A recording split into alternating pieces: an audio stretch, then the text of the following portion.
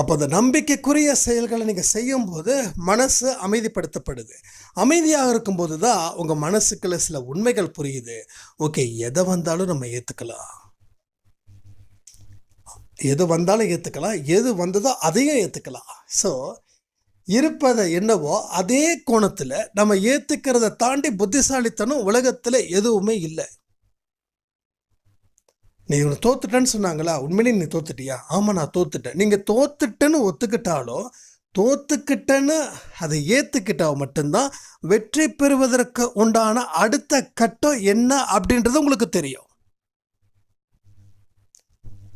இல்லை, இந்த தோல்வியை ஏற்றுக்கல, இந்த தோல்வி எனக்கு வந்திருக்க வாய்ப்பே இல்லை, இந்த தோல்வி வேற யாருக்காவது போயிருக்க வேண்டியது, இது எனக்கு வந்ததுன்னு நீங்கள் சொன்னீங்கன்னா அது புலம்பலாக மாறிடும். அப்போ புலம்பலாக மாறினா அடுத்த ஒரு வெற்றிக்கு உண்டான வழிகளை நீங்கள் தேட மாட்டீங்க.